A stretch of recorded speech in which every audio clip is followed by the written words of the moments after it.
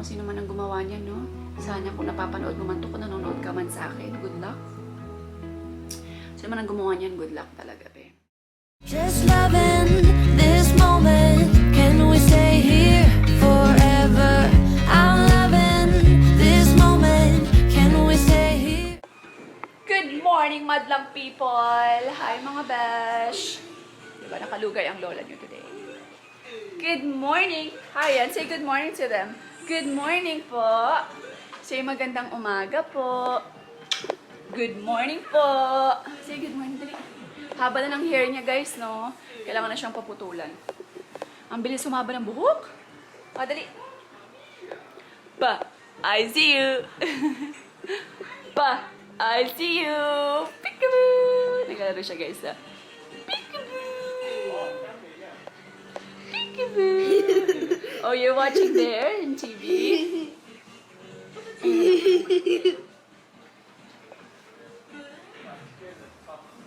Wala ka ng leeg, oh. Wala ng leeg, eh. Kiss. Kiss mama. Kiss mama.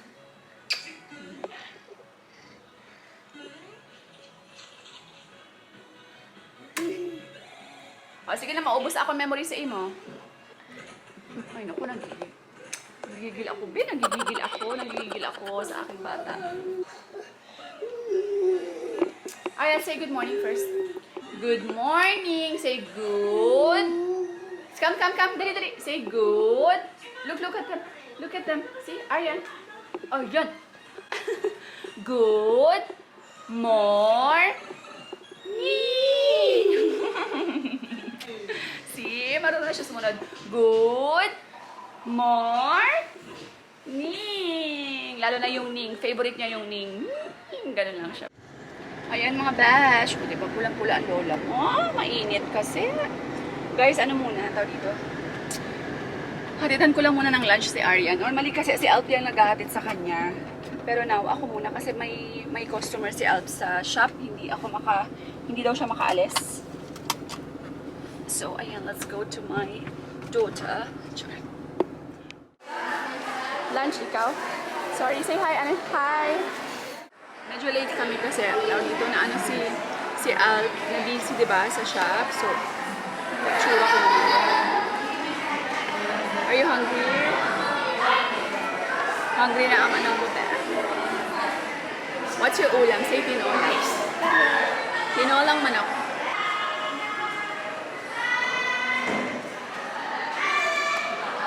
Bye, Mami. Kiss na. Kiss na. Bye. They're playing there. You're playing what? Mickey Mouse.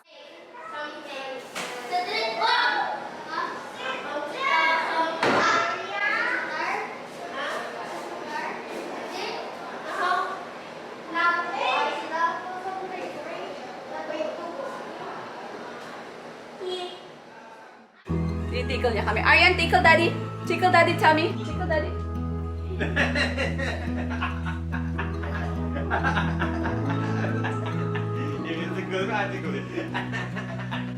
Tickle mommy. Tickle mommy.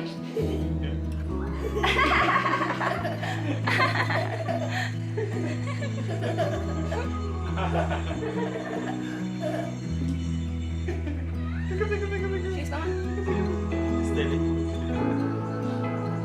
Where's my hug? Where's my hug? Where's the real? You're here! Oh. What? I'm attention. Hi. Aryan, where are you? Aryan, where are you? Is Aryan in toilet? Aryan is toilet. Aryan? Is Aryan in the kitchen? Oh, where's Aryan? Is Aryan under? Oh, you're here! Come here!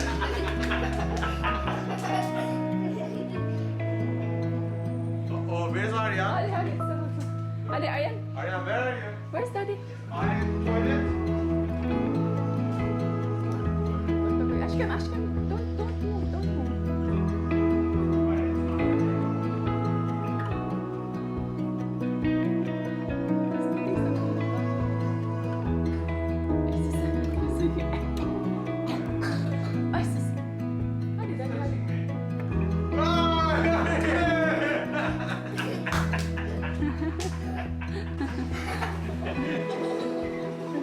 Hali-hali niyo sleep also.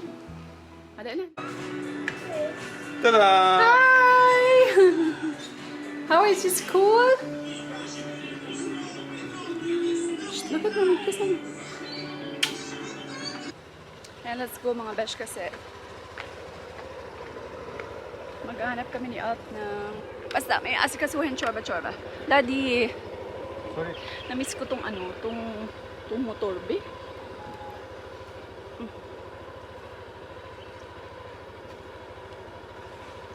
Ayan, go sa go.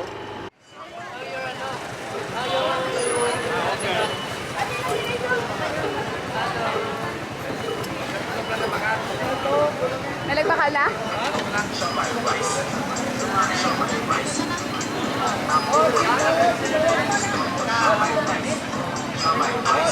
Oh, my rice yan. Ito muna kami kay Papa, guys. Hindi namin nahanap yung dapat namin hanapin, pero okay lang. Hanap ulit kami.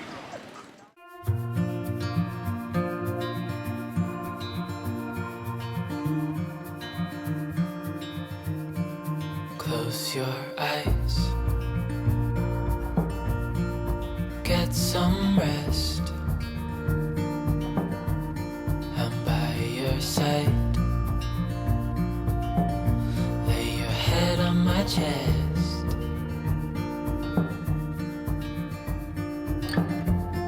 I know you've had a really bad day.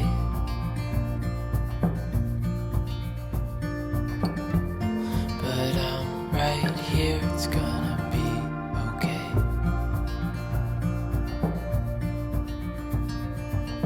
The world Guys, dumaan kami dito sa shop. Kasi, papakita ko sa inyo, ang liwanag na guys, I'm super happy. Tapos meron na kaming, see? Oh, diba? May Christmas light. Asan ka be? Pak. Tapos ang liwanag niya na. Ayan. Diba? Kasi dati sobrang dilim. Eh, mababa pa naman yung ceiling namin, diba? So sabi ko, dapat i-change namin yung, ano siguro, yung light para medyo mas maliwanag. Pero, yun mo yun, ano silang pumasok sa loob. So, ayan. Marami kaming bagong dating, guys. Yung mga jacket, ayan, mga pullovers. Oh, ganda be, oh. Ayan, mga US yan. US. Tapos, meron kami mga party dress. Baka, kailangan nyo ng party dress. Sige na, ayan, babush. Bye! Bye! Wala kaya ga. Hindi mag-focus sa mo. Si B-Boy. We're home mga besh. Ayan. Naghahanap kasi ako ng sweatshirt, guys, na supplier. Naghahanap ako ng sweatshirt. Cotton sweatshirt na plain. Ayan. So, wala kami nakita so far. Tomorrow, babalik ulit kami sa isang place. Aryan, look. Aryan, look. Bilhan namin siya ng libro. Come, come. See? Can I take this off? Okay. Aryan, come. What is this? Aryan. Aryan, Aryan, see? Aryan, what is this? Aryan, Aryan. Also, all the time for Aryan. Aryan. Mirror. Is this for me? You have what? Is this for me? What is that? That, Yes. that's the try. Because Can you you try it. May kape. Can you buy me contents also? Aryan, catch? Hop.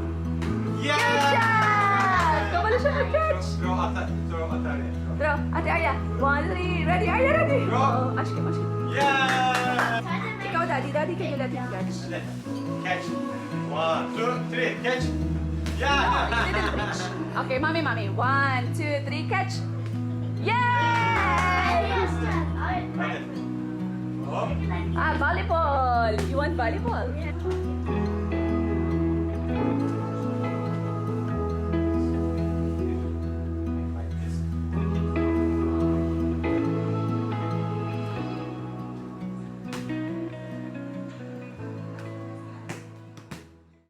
Ay, my gosh. Itsura ko. I'm sorry for my look kasi sana huwag ka maingay, di ba? Ayan, I'm sorry for my look at gusto ko na itong vlog. Ay, kapagod today. Anyway, ayan. So, ano ba nangyari today?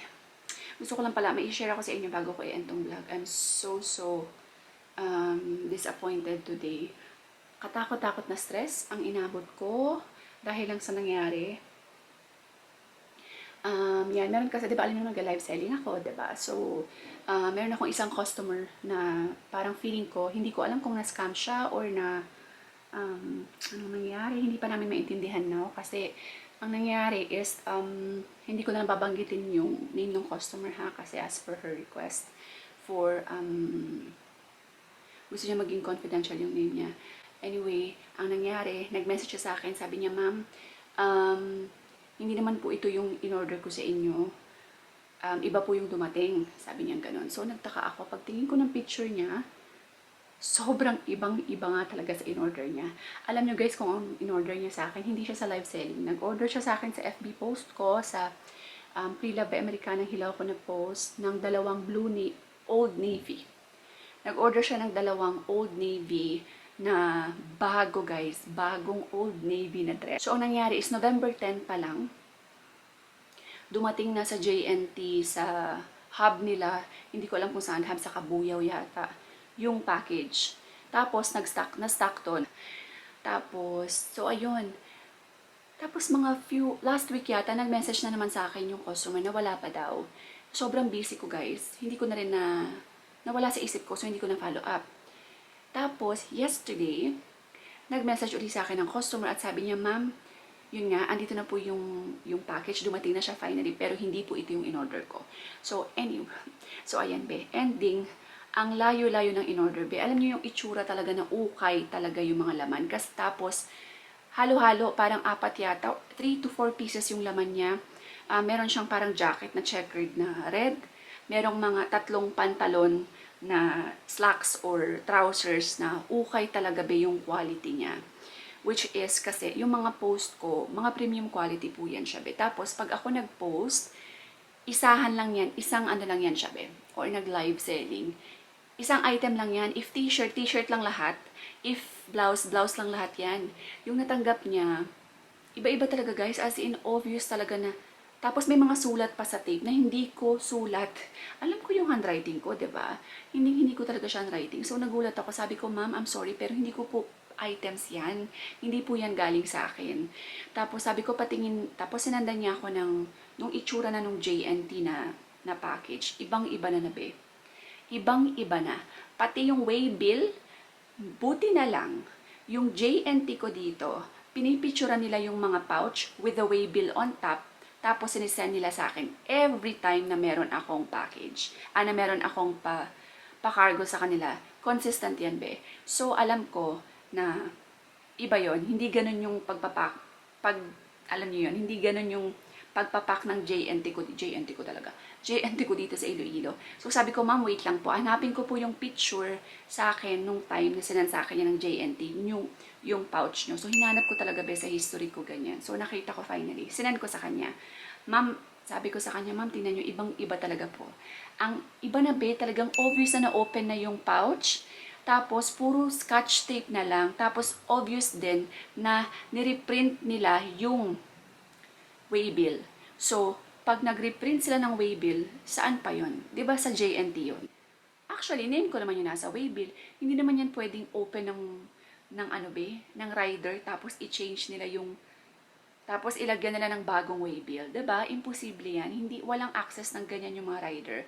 So, ayokong mag-assume, ayoko pong mag-pinpoint, or ayoko din mag-judge na hindi ko pa alam talaga yung punot dulo. But,